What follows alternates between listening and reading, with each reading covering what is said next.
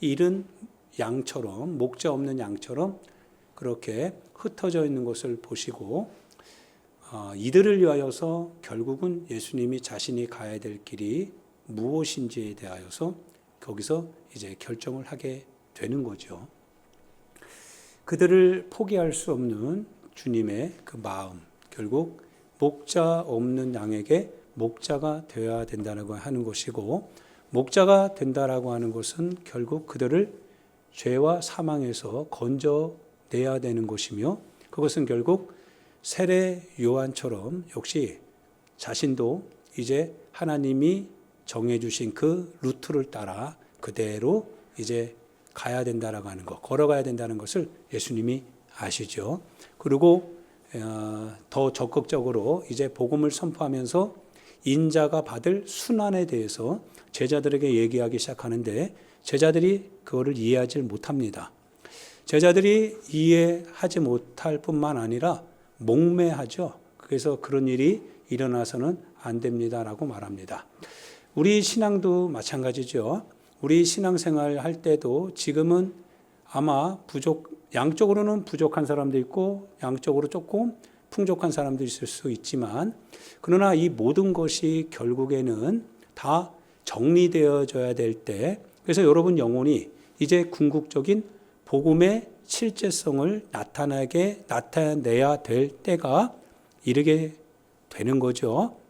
이르게 될 때 아마도 여러분들 안에서 그러한 사람이 있지는 않겠지만요, 예수님이 말씀하신 그 신앙의 이제 마침표를 딱 찍어야 될 때, 주님 이런 일이 내게 일어나서는 안 됩니다 라고 혹시 말할 사람이 있지 않을까?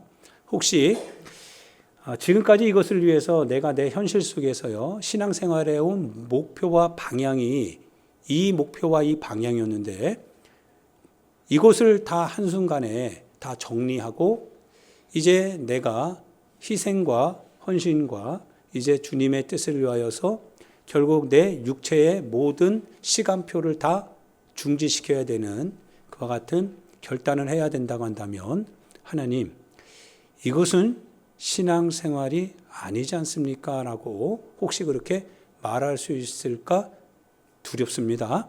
아마 그런 사람이 없기를 부탁드립니다.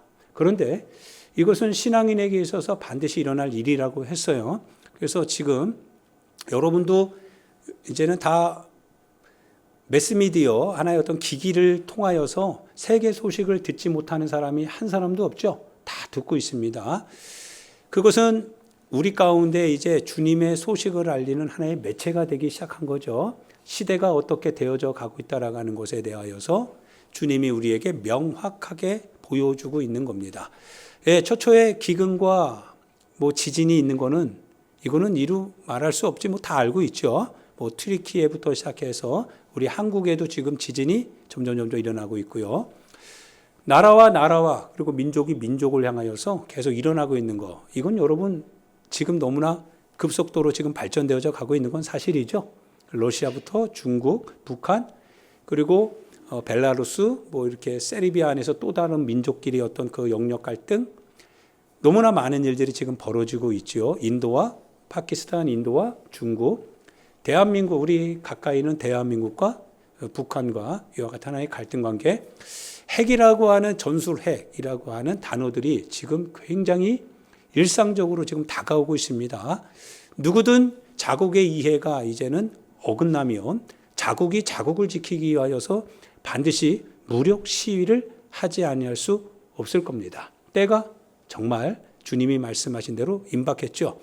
우리의 현장에서만 살다 보면 우리가 모를 수도 있습니다. 그러면 주님한테 변명할 수 있을 거예요. 주님께. 우리 몰랐는데요. 주님 그렇게 얘기할 수 있지만, 그런데 주님은 우리 손에 소식을 들을 수 있는 통로와 채널을 열어주셨던 거죠. AI의 발전 속도가 너무나 빨리 들어오고 있죠. 그래서 그 AI가 이제 발전하는 것은 막을 수 없답니다. 그러나 잠시 거기에 대한 대처할 수 있는 그 유예 시간을 갖자라고 해서 테슬라의 그와 같은 하나의 어떤 그 회장부터 시작해서 다 거기에 지금 하나의 어떤 협약을 맺었죠. 근데 그것은 이제 표면적으로 드러난 협약이지만 이미 AI가 지금 발전되는 속도는 기업 이윤에 영향을 미치는 것이고 자국의 이득에 영향을 미치는 거기 때문에 그건 포기할 수 없는 거죠. 계속 발전되어져 갈 겁니다. 마치 요한계시록에 의하면 사람들이 그 말하지 못하는 것 같은 기계에다가 숨을 짐승이 넣으니까 많은 사람들이 거기에 숭배하더라라고 하면서 그것을 이상하게 여겼더라라고 하는 그 마지막 시대가 실은 AI 시대가 아닐까라고 하는 조심스러운 추측을 하게 됩니다. 즉 때가 정말 임박했고 그리고 정말 다가왔죠. 그러면서 예수님이 이제 이 얘기하시는 거예요. 그러므로 너희가 이제 어떻게 하는 거예요? 모든 시대의 징조를 분별이 되지 않냐 이거예요. 그러면 인자가 가까이 곧 문 앞에 이른 줄 알라라고 하시면서 많은 사람들이 내 이름으로 온다고 합니다. 그 많은 사람들이 내 이름으로 와서 내가 그리스도다 그리스도다 그리스도다라고 얘기합니다. 사랑 여러분, 무섭도록 교단의 권위가 떨어졌죠.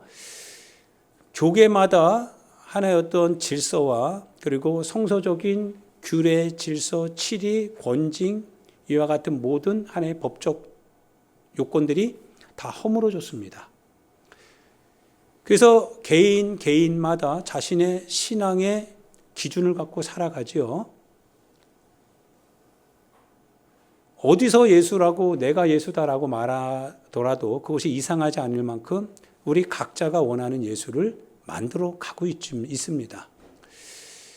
담임 목회자의 말에 절적으로 복종하지 않지요, 이제는. 즉, 신학에 있어서 그리고 교회 질서에 있어서 그리고 지금까지 역사에 있어서 그것을 훈련하고 그리고 정돈하고 그것을 만들어 왔던 정형화되어졌던 목회자의 말에 이제는 순응하는 때는 지나갔습니다. 그러면 무엇을 따라 여러분이 신앙생활합니까? 각자 신앙생활이죠. 각자 큐티하고 거기서 받은 은혜가 실제로 그것이 하나님의 말씀인 것처럼 우리는 섬기게 되죠. 그러나 거기에 만약에 상충되는 의견이 있다고 한다면 충돌이 일어나게 되고 그러면서 당이 나눠지게 되면서 뭔가 갈등이 생기게 되죠. 그래서 질서는 무너지게 되고 각자 자기가 원하는 그것을 고집하면서 사람을 끌어모으기 시작하죠. 그래서 하나의 또 교회가 세워집니다. 그것이 이단이죠. 그것이 이교도지요. 물론 그들만의 예수입니다. 그들 안에서는 그 예수가 참 예수지만 그러나 성서적 예수는 아니겠죠. 아닙니다. 우리가 섬기고 우리가 따라가야 될 오직 하나의 그리스도가 있다고 한다면 바로 성서가 계시하고 성서가 증거하고 있는 나사렛에서 살아오셨던 바로 그 한 분이죠. 나사렛 예수 그리스도이십니다. 그래서 우리는 그분의 말씀을 경청하고 그분이 우리 가운데 보여주신 생애에 대해서 우리는 듣고 그분이 제자들을 향하여서 말씀하셨던 그 같은 부탁과 명령과 권면에 대해서 우리가 그것을 우리의 것으로 절대적인 숙명의 말씀으로 우리가 듣고 따라가야 되는 거고 그러나 그것이 오늘날은 약간의 어떤 현실적인 이 장벽과 부딪히면서 현실의 장벽이 하나님의 그 말씀조차도 뭡니까? 내리앉히게 되는 그 같은 웃지 못할 일들이 벌어지면서 우리는 신앙생활 하고 있지요. 너무나 참 비극적이기도 하지만 그러나 깨어있는 성도들이 여전히 깨어 있어야 되기 때문에 오늘도 하나님의 말씀은 여러분 가운데 선포되어져야만 합니다. 때가 이르렀고 이제 이 마지막 시간이 여러분과 저에게 다가옵니다. 반드시 반석 위에 세워진 그 신앙은 무너지지 않을 겁니다. 왜냐하면 우리가 그 하나님이 하신 말씀 그대로 듣고 있는 게 아니라 듣고 행하였다면 그렇다면 우리 신앙은 반석 위에 지어졌기 때문에 분명히 풍파가 몰아친다고 했어요. 반드시 여러분의 신앙에 넉넉한 신앙, 형통한 신앙이 아니라 여러분이 예상하지 못하는 감당하지 못하고 추측도 하지 못했던 정말 뜻밖의 어떤 사건과 사고와 갈등과 충격이 여러분의 신앙의 이 현장 안으로 밀어 닥치게 될 겁니다. 딱 부딪혔을 때 그때 여러분들이 이제 신앙으로 이겨 나가야 됩니다. 할렐루야. 거기서 여러분의 신앙이 증명되어야 합니다. 나의 신앙이 증명되어야 합니다. 홀로 섰느냐 홀로 서지 못하느냐가 여기서 나타나게 될 겁니다. 반드시 신앙의 홀로 서기가 여러분과 제 안에 이루어져야 됩니다. 자식도 여기에 개입될 수 없습니다. 부모도 여기에 개입될 수 없습니다. 어떤 것도 주님의 길을 따라 나섬에 있어서 내 행동을 중지시키거나 나로 하여금 방향을 틀게 만드는 그 어떤 것도 있어서는 안 되고 있을 수도 없습니다. 그래서 예수님께서 말씀하시기를 내 원수가 네 식구라라고 얘기를 합니다. 너를 파는 자가 누구냐면 너의 자녀가 될 것이고 너의 부모가 될 것이다라고 얘기했습니다. 그 얘기는 그럴 수밖에 없는 너의 신앙이 그렇게 해서는 안 된다라고 하는 그와 같은 일반인의 현실과 충돌을 일으키면서 결국 너의 신앙이 이제는 마지막 증명을 해야 될 때가 온다라고 하는 것입니다. 그때는 너희들이 무슨 말을 할까 걱정하지 말라고 했어요. 너희 속에 말씀하시는 이가 누구라고 했습니까? 너희 속에 계신 성령님이 그때가 되면 말할 것을 주신다고 했습니다. 다른 말로 말하면 내가 내 고집과 내 신념과 내 경험 가지고 말했다면 더 이상 성령은 말하지 않습니다. 왜냐하면 그 순간도 자기 얘기할 거거든요. 자기 현실주의로 얘기할 거고 합리화된 자기 생각을 얘기할 겁니다. 이런 상황이기 때문에 이럴 수밖에 없어서 이런 형편에서는 이렇게 하는 것이 이와 같은 상황에는 이러한 상황에 대처하는 많은 사람들의 태도처럼 그렇게 지금까지 해오던 그대로 얘기하기 때문에 그 속에서 성령님이 말할 수가 없을 겁니다. 그러나 그러한 순간이 닥쳐오게 될 때 내 속에서 그분이 말씀하신다면 분명히 그분이 그분을 증거하시게 될 겁니다. 그 결과 우리는 끌려가게 될 것이고 포로가 되고 우리가 맞게 되고 갇히게 되고 때로는 순교할 사람도 나타나게 될 것입니다. 왜냐하면 그분이 내 속에서 나를 그렇게 말하게 하기 때문에 그러한 일이 벌어진다라고 하는 사실입니다. 신앙은 실제적인 거죠. 신앙은 생명력 있는 겁니다.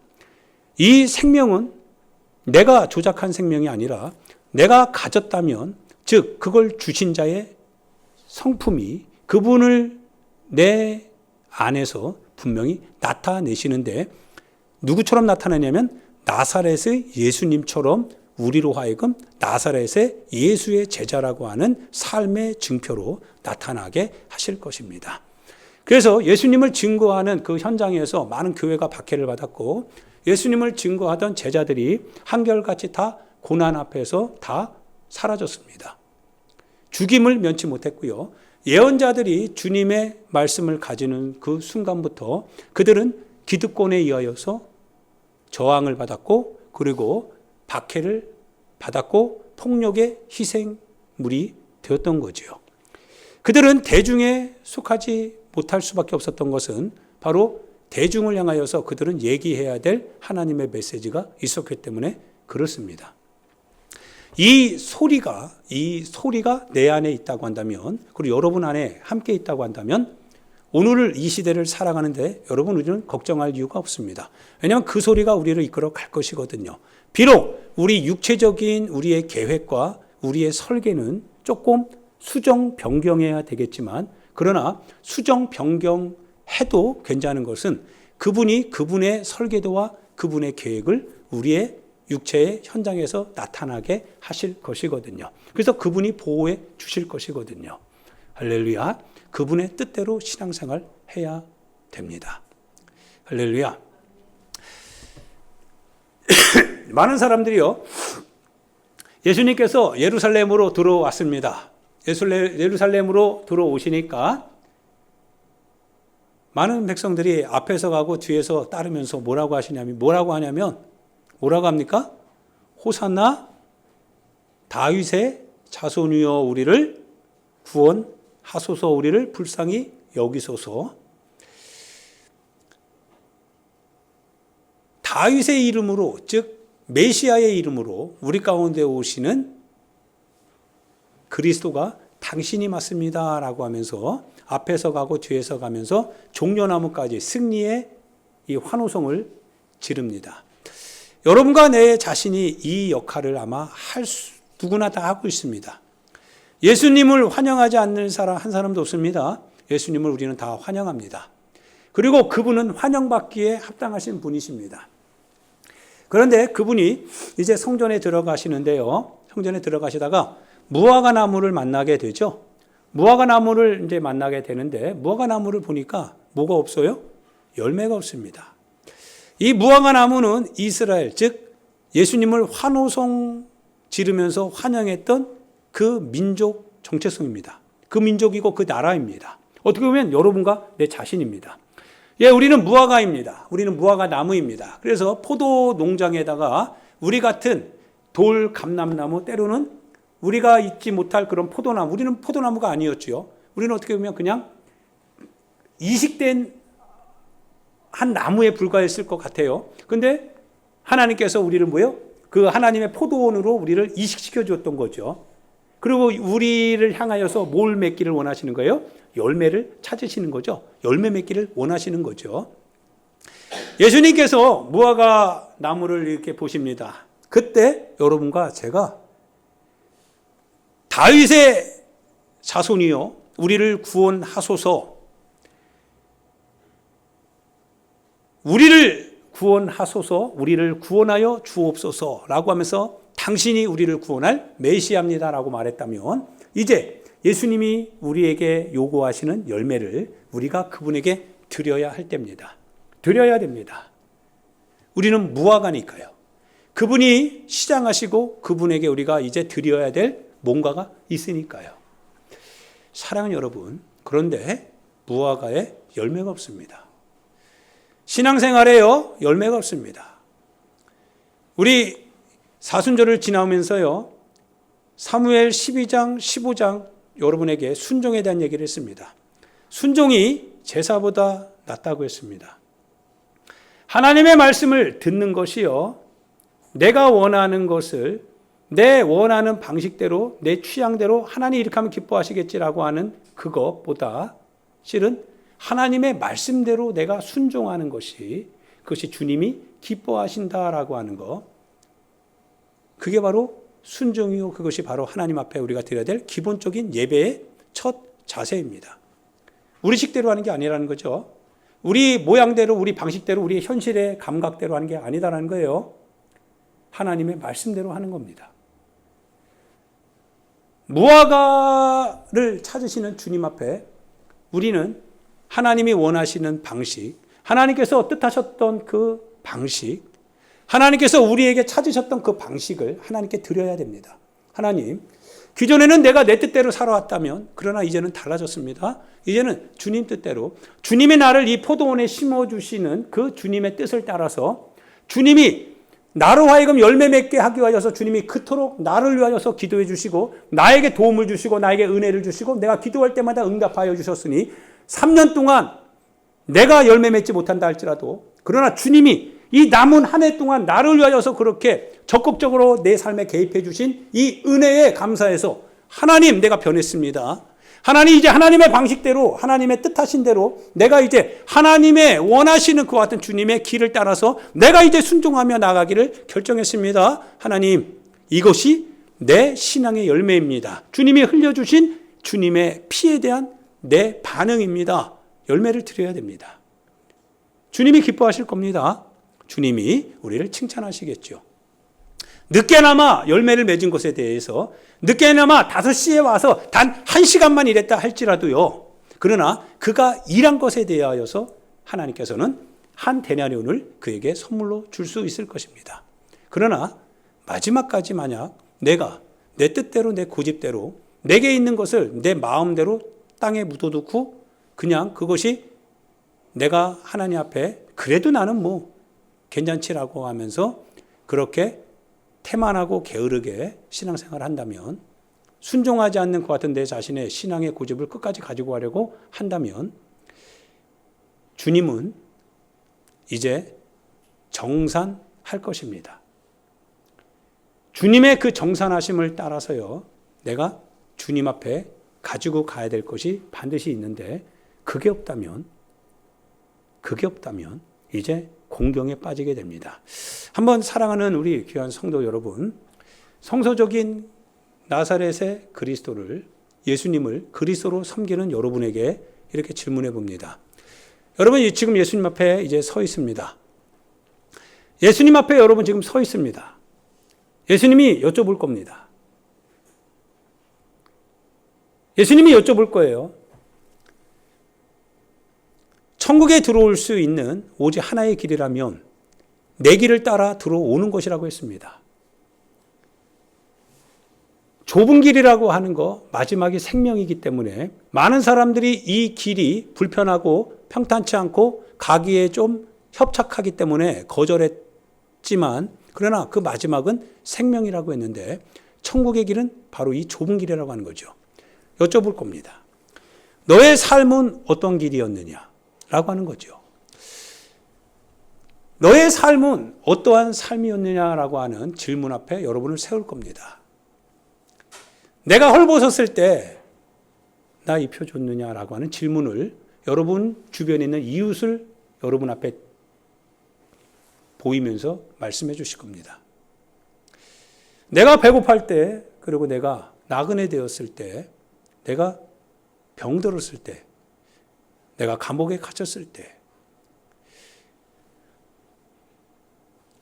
주님의 그 물으심 앞에 우리가 대답을 해야 되겠죠.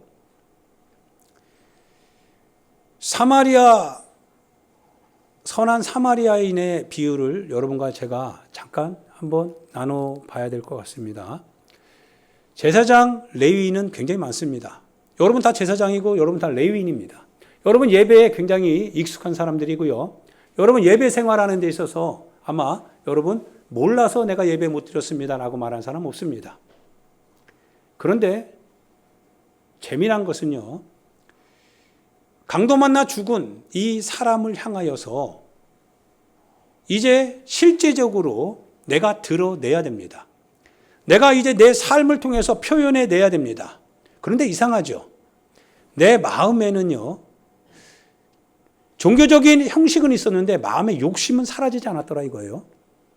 탐욕스럽습니다. 이 사람을 위하여서 내가 굳이 이렇게까지 내 일을 포기하고 내 재정을 투자해서 내가 그렇게 해야 될 이유가 있을까라고 하는 이상한 마음이 들어옵니다. 제사장이요, 레위인이요, 그 자리를 얼른 피하는 게 좋습니다. 왜냐하면 신앙의 양심에 불편하거든요. 목회자로부터 듣는 그 말씀이 내 삶에 내가 원하는 선택, 내가 원하는 결정, 그래서 내가 이렇게 신앙생활을 했는데, 근데 목회자가 하는 그 말이 나와 내가 지금까지 해온 신앙의 양심에 불편함을 끼친다면 귀를 막고 싶죠. 듣고 싶지 않을 겁니다. 불편한 소리거든요. 아마 레위인과 제사장이 거기서 얼른 피해갔습니다. 그런데 선한 사마리아인이요, 그 강도 만난 자를 향하여서 다가갑니다. 그리고 그를 들쳐업어요. 그들이 자기가 가지고 있는 이 기름과 포도주를 가지고 소독시켜주고 거기에 바릅니다. 치유를 위해서요. 그래서 함께 하룻밤을 자신이 가던 길을 다 포기하고요, 그 사람과 함께 하더라 이거예요. 고난을 함께 짊어지더라 이거예요. 교회의 고통과 같이 그 고통을 끌어안고 가더라 이거예요. 그러더니 그 강도 만난 자가 고통 중에 일어나지 못하고 있는데 본인이 이제 일어나서 그 여관 주인을 부르면서 2데나리온인가요? 그걸 주면서 만약 이분이 치료받는 데에서도 더 필요하다면 나중에 내가 정산할 테니까 계산 당신 좀 해주시고 치료 좀 해주고 그리고 필요한 그 들어간 정산할 돈은 나중에 내가 여기 다시 와서 갚겠습니다 라고 말하며 자기 길을 가더라 이거예요. 누가 이 강도 만난 자의 이웃이 되겠느냐라고 하는 주님의 질문 앞에 율법사가 영생에 대해서 물었거든요. 영생을 얻기 위해서는 어떻게 됩니까? 하나님을 사랑하고 내 이웃을 내 몸과 같이 사랑해야 된다. 내 이웃은 누굽니까? 라고 할 때 그 이웃에 대하여서 예수님이 알려주는 겁니다. 우리 신앙은 어떻습니까? 여러분과 나의 신앙은 어떤 신앙입니까? 하나의 이기적인 나만 아는 내 고집과 내 주장과 내 경험과 내 지식과 내 끊임없는 내 현실적인 그와 같은 계산기 두드려가면서 그렇게 살아가는 인생입니까? 종교적 욕심은 있지만 종교적 행위는 없는 회칠한 무덤과 같은 겉으로 볼 때는 거룩한 신앙인인 것 같지만 속으로 들어가 보면 냄새나는 해골로만 꽉 차 있는 냄새나는 부인할 수 없는 양심을 어기는 것 같은 신앙인의 모습으로 혹시 우리는 살고 있는 건 아닙니까? 사랑하는 여러분,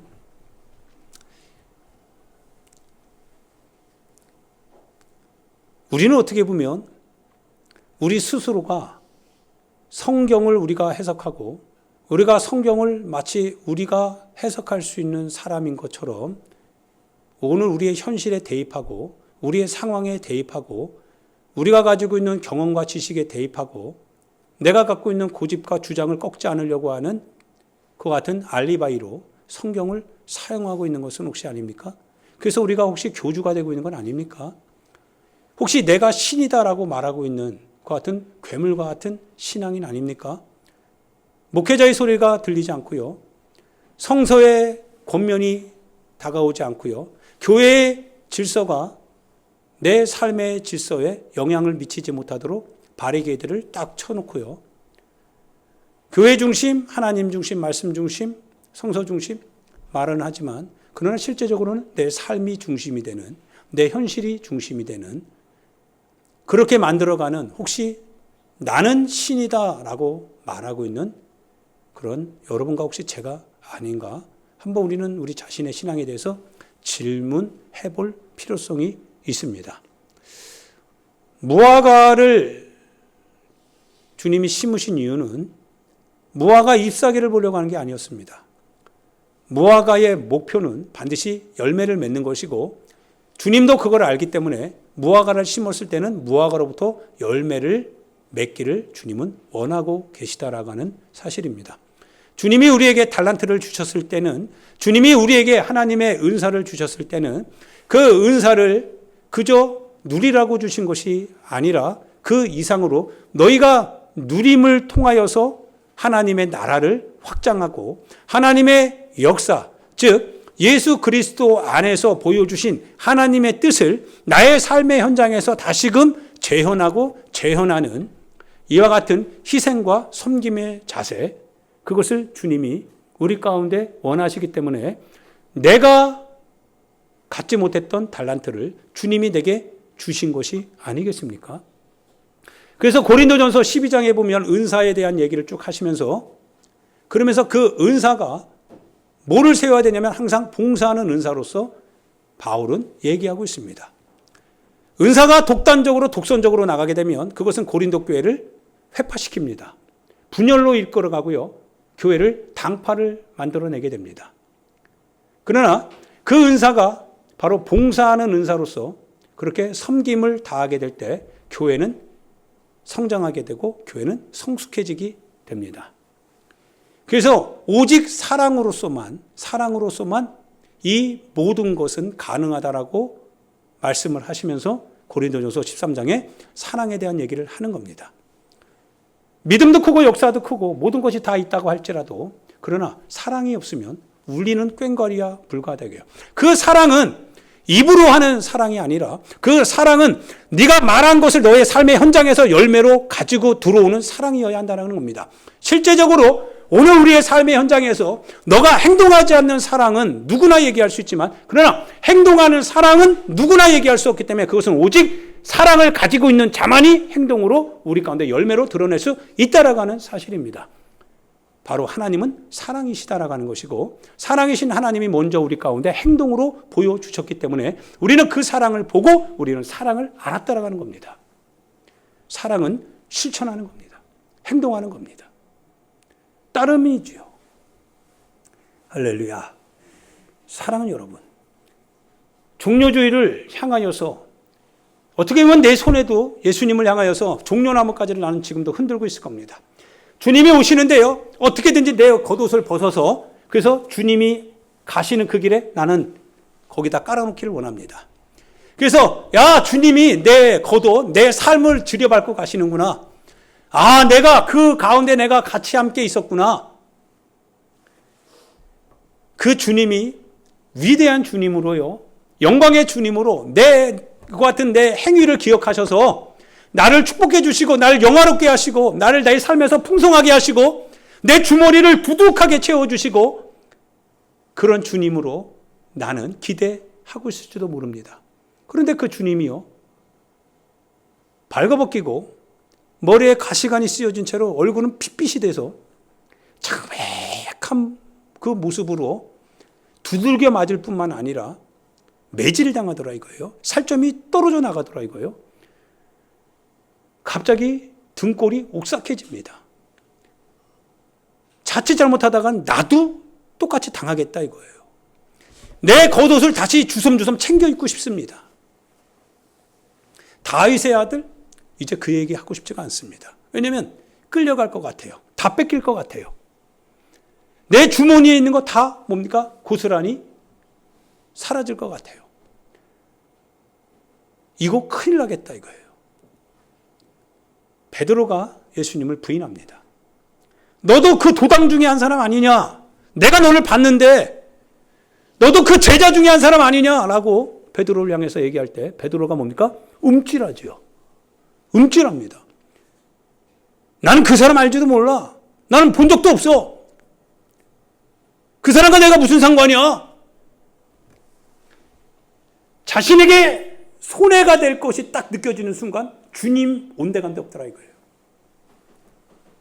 백성들이요, 예수님을 향하여서 그렇게 환호성 지르더니만 자기가 어떻게 될 거가 이제 알아지니까요, 공회에 딱 서는 순간 예수님을 향해서 십자가에 못 박으래요. 그것이 나이가 살 길이랍니다. 살기 위해서 예수님을 십자가에 못 박으래요. 군중의 틈에 다 섞였습니다. 예수님이 십자가에 달리니까요, 이제 양심에 조금 저격을 받고 있는지 아무 말하지 않습니다. 침묵 가운데 군중들이 떠나가기 시작합니다. 정말 비참하죠. 마치 주님이 나에게 뭔가 해줄 것 같으면, 신앙생활이 내게 뭔가 유익할 것 같으면 예수는 그리스도이십니다. 우리는 그렇게 얘기합니다. 그러다가 그 주님으로부터 이제 내 현장에 대하여서 진단을 받고 나를 따라오려면은 나를 따라오려거든 너 자신을 위해서 살아서는 안 된다고 하는 이 목소리 앞에서 이제는 그분을 손살에 치면서 거절하게 되죠. 내가 해야 될 일이 있고 내가 목표한 바가 있고 내가 추구하는 바가 있는데 신앙 때문에 이거를 내가 놓쳐야 된다고 하는 거, 잃어야 된다고 하는 거, 희생해야 된다고 하는 거, 아니다라는 거죠. 너무나 놀라운 것은요, 하나님께서 그때 닭을 준비해 놓고 계셨습니다. 여러분과 내 속에 닭이 있어야 됩니다. 그죠? 수탉이 베드로가 3번 딱 부인하니까요, 닭이 2번 울기 전에 너가 3번 나를 부인할 것이다. 호언장담했거든요. 난 주님을 절대 부인하지 않겠습니다. 호언장담했거든요. 근데 막상 주님이 호언장담했던 바 내가 가지고 있는 예수에 대한 생각, 그 신앙의 개념이 있었습니다. 근데 그 개념이 와장창 무너지는 순간에 예수님도 동시에 무너진 거죠. 그러더니 정말 예수님이 말씀하신 대로 닭이 2번 울기 전에 3번 부인하더라 이거예요. 그리고 주님이 말씀하신 대로 성경 그대로입니다. 수탉이 꼬끼우 꼬끼우 옵니다. 좀 목신 수탉이죠. 꼬끼우 꼬끼우 울어요. 2번 딱 우니까요, 베드로가 어떻게 합니까? 밖에 나가서 밖에 나가서 어떻게 합니까? 심히 통곡하더라 이거예요. 뭐 때문에 통곡합니까? 뭐 때문에 통곡하는 겁니까? 주님이 말씀하신 것이 생각이 나더라 이거예요. 사랑하는 여러분, 그래서 성경을 읽어야 됩니다. 우리가 삶의 현장에서 때로는 우리가 비겁하게 돌아서는 경우도 있습니다. 그러지 말아야 됩니다. 그러나 그럴 수도 있습니다. 그러나 그럴 수도 있다라고 하는 것이 절대로 하나님 앞에서는 용납되지 않습니다. 그래서 반드시 돌아설 수 있도록 하는 주님의 목소리가 들려야 됩니다. 수탉이 울어야 됩니다. 수탉이 내 속에서 꼬꼬댁 두 번 울면서 주님 말씀하신 것이 생각이 나야 됩니다. 성서대로 살았어야 되는데, 성경대로 살았어야 되는데, 성경대로 살아야 되는 거구나 라고 하는 그 목소리가 내 속에서 내 양심을 찌르게 될 때 비로소 거기서 어떤 일이 벌어집니까? 베드로가 드디어 돌아서는 일이 생기더라 이거예요. 그래서 신앙은 통곡하는 순간부터 시작되는 겁니다. 회심하는 바로 그 자리에서부터 예수는 그리스도라고 고백이 되는 겁니다. 회개가 필수인 거예요. 반드시 여러분과 내 자신의 삶에 대해서 회심하는 역사가 있어야 됩니다. 회개는 주님이 우리에게 주시는 선물이고 인간이 하나님의 형상으로 가질 수 있는 오직 하나의 절대적인 것 같은 이 축복이 있다면 그게 바로 주님께 돌아설 수 있다라는 사실입니다. 주님의 목소리가 들리니까 베드로가 거기서 통곡하더라 이거죠. 할렐루야. 사랑하는 여러분, 주님이 종료주일 이제 올라가십니다. 주님이 올라가시는데요, 주님의 그 표정 하나하나가 생생하게 기억이 되죠. 생생하게 기억이 됩니다. 바짝 마른 그 주님, 머리에 있는 그 가시면류관, 그리고 그 옆에는 가시나무가 쫙 심겨져 있습니다. 주님의 그 일그러진 얼굴 앞에 어떤 사람은 웃고 어떤 사람들은 괴로워하고 어떤 사람은 그가 마땅히 벌을 받아야 당연하다라고 하면서 그를 채찍질하고, 그러나 그 주님은 그대로 갑니다. 주님은 그대로 가세요. 근데 그 얼굴 표정에서, 그 눈빛에서 우리를 바라보시는 것 같아요. 내 마음을 바라보시는 것 같아요. 내가 그리스도라고 하는 거죠. 이 모든 것이 너를 위한 사건이라고 하는 겁니다. 내가 너를 위하여서 이 길을 간다라고 하는 겁니다. 종려나무를 흔들었던 내 손에 들려진 그 나무 가지가 점점 무겁게 느껴지죠. 무거워집니다. 그리고 더 이상 들 수가 없을 것 같아요. 왜? 부끄럽거든요. 너무 부끄러운 거죠. 그 주님 고통당하는데요, 나는 내 실속 챙기려고 했습니다. 그 주님 고통당할 때요, 나는 신앙의 이름으로 나는 내 실속을 챙기려고 했습니다. 주님의 사랑을 이용해서, 주님의 은혜를 이용해서 나는 내가 감당해야 될 내 책임과 내 신앙의 이 막중함에 대해서 나는 그거를 내팽개치고 내 길을 선택했습니다. 주님을 나는 이용했습니다. 주님을 나는 사용해서 내 목적을 이루려고 그렇게 욕망을 품었던 거죠. 주님을 바라보는데 바라볼 힘이 없는 거죠. 고통스러운 거죠. 그런데 그 주님이 나를 보고 계시더라 이거예요. 근철아, 네가 어디 있느냐? 근철아, 네가 어디 있냐라고 할 때 주님이 나를 찾아오시더라 이거죠. 내가 있는 그 자리로 주님이 찾아오시더라 이거예요.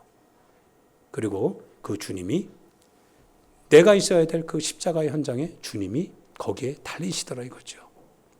내가 있어야 될 그 자리인데요, 내가 있어야 될 그 자리인데 그 자리에 주님이 달리시면서, 그러면 주님이 이렇게 말씀하시는 것 같아요. 부활의 영광을 가지고 살라고 하는 거예요. 예전에 너의 모습 가지고 사는 것이 아니라 이제는 새로워진 그리스도 안에 있는 이근철의 모습으로 살기를 원한다라고 하는 거예요. 이제 새 생명 가지고 살라고 하는 거죠. 그래서 목련이 아마 하얗게 폈던 것 같아요. 할렐루야. 사랑하는 우리 귀한 소나무교회 성도 여러분, 성소적인 신앙생활 합시다.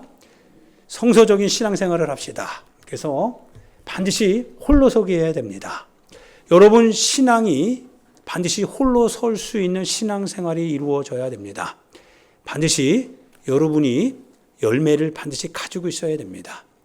공동체의 열매뿐만 아니라 여러분의 신앙의 열매가 있어야 됩니다. 이제는 열매 없는 잎사귀로 말하는 게 아니라 열매가 있다라고 하는 것을 가지고 말해야 됩니다. 우리 신앙은 이제부터는 무게가 있는 신앙생활, 무게가 있는 신앙의 언어, 내가 말하는 사랑과 내가 말하는 주님의 은총과 긍휼에 대하여서 책임질 수 있는 사랑, 긍휼, 은총이라고 하는 이것을 무게 있게 우리는 내 행위를 통해서 선포하고 증명해 가야 되겠습니다. 주님은 지금도 부활하셔서 우리 가운데 함께 하시니까요. 그 주님이 지금도 나의 신앙 안에서 지금도 부활의 주님으로 오늘도 부활하셨으니까요. 그 주님 앞에 나와 여러분이 서야 하니까요. 할렐루야. 믿음으로 신앙생활할 수 있는 여러분 그리고 제가 되기를 예수님의 이름으로 축원드립니다. 이 시간 우리 하나님 앞에 기도하도록 하겠습니다. 사랑하는 여러분, 우리가 기도할 때 우리 자신이 주님 앞에 서야 된다라고 하는 그 같은 이 마음, 신앙의 부담감을 가지고 하나님 앞에 기도합시다. 주님 앞에 서야 되는데, 그리고 주님이 내 신앙의 열매 찾고 계시는데, 주님, 내가 나를 돌아다 볼 때 하나님 열매가 많이 없었습니다. 하나님, 좀 더 열매를 맺는 신앙생활, 결실하는 신앙생활, 성서적인 신앙생활 해야 되겠습니다. 하나님, 말씀하신 대로 주님이 원하시는 대로 순종하며 따르며 신앙생활 하는 자가 되기를 원합니다. 우리 주여 한번 부르고요. 우리 하나님 앞에 말씀을 생각하며 기도하도록 하겠습니다.